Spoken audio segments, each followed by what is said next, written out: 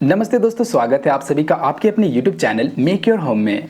दोस्तों आज की वीडियो में हम लोग देखने वाले कि जितने भी ब्रिक्स होते हैं जिनको हम अपने घर को बनाने में काम में लाते हैं, अभी उनका क्या प्राइस चल रहा है करेंटली 2024 में।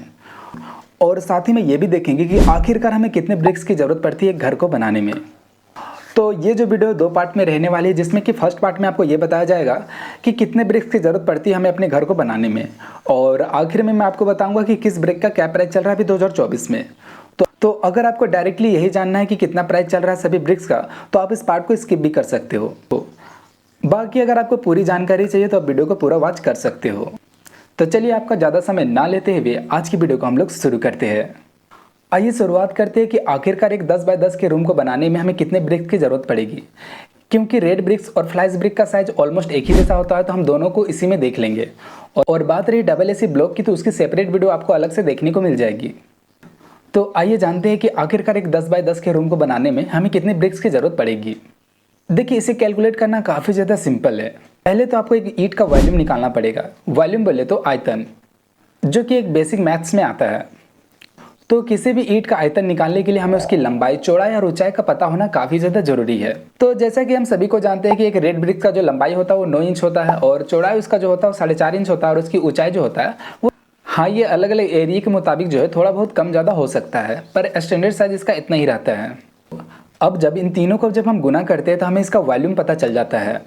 पर यहाँ पर दिक्कत यह हो जाती है कि हम लोग सिर्फ ईंट का ही वॉल्यूम नहीं निकाल सकते, क्योंकि जब भी दीवार बनती है तो वहाँ सिर्फ ईंट से नहीं बनती, वहाँ पे मोटार यानी कि मसाला भी दिया जाता है। तो हमें उसकी भी थिकनेस को इसमें ऐड करना पड़ता है। तो मोटार की थिकनेस को हम लोग 1 सेंटीमीटर मान सकते हैं। तो सबसे पहले हमें क्या करना है कि सारी चीज़ों को हम लोग फीट में कन्वर्ट करना है। जैसे ईंट की लंबाई मेरी 9 इंच थी, तो उसे हमने फीट में कन्वर्ट कर लिया। आप इसे चाहो तो 12 से भाग भी दे सकते हो, या फिर कैलकुलेटर या फिर किसी कन्वर्टर का भी यूज कर सकते हो। उसके बाद मोटार को भी हम लोगों ने फीट में कन्वर्ट कर लिया, जो कि तकरीबन 0.032 होता है। अब इस आंकड़े को हमें ईंट की लंबाई और चौड़ाई के साथ जोड़ देना है, और साथ ही ऊंचाई के साथ भी, ताकि हमें एक्यूरेट कैलकुलेशन मिल पाए। तो जैसा कि आप देख सकते हो, मैंने सभी को इसमें ऐड कर दिया है। और हाँ दोस्तों, मैं कोशिश कर रहा हूँ कि आप लोगों को शॉर्टकट में बता दिया जाए, क्योंकि अगर मैं पेन कॉपी लेकर बैठ गया तो आप लोगों को लगेगा कि ये कोई मैथ्स क्लास चल रहा है। तो इसलिए मैंने सोचा कि चलो आप लोगों को कुछ शॉर्टकट तरीके से ही बता दिया जाए। बाकी आप लोग समझदार तो हो ही, बाकी कोई दिक्कत है नहीं। तो जब हम इन तीनों को अब गुना करेंगे तो हमें ईंट का सटीक आयतन हमें पता चल जाएगा। इन तीनों को गुना करने के बाद जो हमें ईंट का जो आयतन प्राप्त होता है वो 0.089753268 हमें प्राप्त होते हैं, जो कि क्यूबिक फीट में होगा। तो चलिए, एक स्टेप हम लोग का कंप्लीट हो गया कि हम लोगों ने ईंट का जो आयतन है वो हमने निकाल लिया। अब हमें 10 बाय 10 के रूम के आयतन को भी निकालना पड़ेगा। तो 10 बाय 10 के रूम का मतलब मेरा हुआ कि उसकी जो लंबाई रहने वाली है वो भी 10 फीट रहने वाली है, चौड़ाई भी 10 फीट रहने वाली है, और ऊंचाई को हम लोग 12 फीट रखने वाले हैं। और 12 फीट क्यों? क्योंकि 1 फीट हमारा जो है बुनियाद में रहने वाला, जो हमारा फाउंडेशन बनता है उसमें रहेगा, और 11 फीट की आपकी हाइट रहने वाली है। और दीवार की जो चौड़ाई रहने वाली है वो 9 इंच रहने वाली है, जिसको हम लोग फीट में भी कन्वर्ट कर लेंगे, जो कि 0.7 फीट होता है। तो एक जो दीवार है उसकी जो लंबाई रहने वाली है वो 10 फीट रहने वाली है, और टोटल यहाँ पे 4 दीवार रहने वाले हैं। तो लंबाई जो हो जाएगी वो 40 फीट हो जाएगी। हाइट जो हम लोगों ने रखा है वो 12 फीट रखा है। चौड़ाई को हम लोगों ने 9 इंच रखा था, जिसे हम लोगों ने फीट में कन्वर्ट कर लिया है। तो अब इन तीनों को जब हम लोग गुना करेंगे तो हमें रूम का जो आयतन है वो भी प्राप्त हो जाएगा, जो कि इन तीनों को गुना करने के बाद 360 क्यूबिक फीट होता है। पर यहाँ पे हम लोग को डोर, विंडो और वेंटिलेशन का भी जो आयतन है उसे इससे माइनस करना पड़ेगा, क्योंकि वहाँ पे तो ईंटों की जरूरत पड़ेगी नहीं। तो फिर इसलिए हमें एक्यूरेट कैलकुलेशन के लिए डोर और विंडो और वेंटिलेशन का जो आयतन है इससे माइनस करना पड़ेगा। तो कुछ इसी तरह मैंने डोर, विंडो और वेंटिलेशन का भी जो आयतन निकाल लिया, जैसे कि आप देख सकते हो।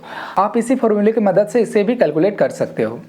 तो डोर, विंडो और वेंटिलेशन का जो टोटल आयतन हुआ, टोटल को मैंने जब कैलकुलेट किया तो वो 26.25 क्यूबिक फीट होता है।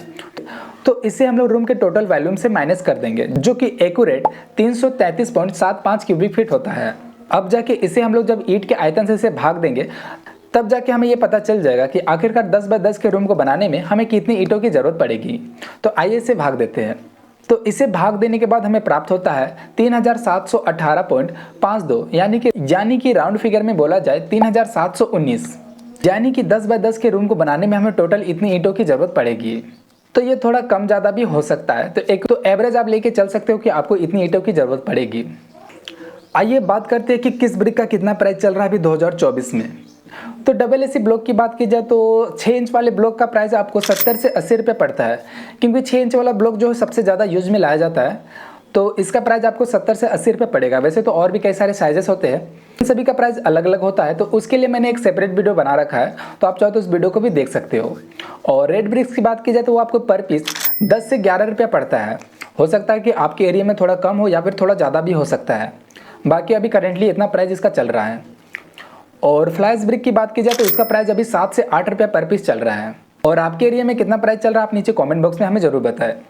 और बाकी अगर आपका कोई सवाल हो तो आप हमें नीचे कमेंट बॉक्स में पूछ सकते हो। और बाकी यहाँ तक वीडियो देखने के लिए आप सभी का बहुत बहुत धन्यवाद। मिलते हैं किसी और वीडियो में किसी नए टॉपिक के साथ, तब तक के लिए जय हिंद, जय भारत।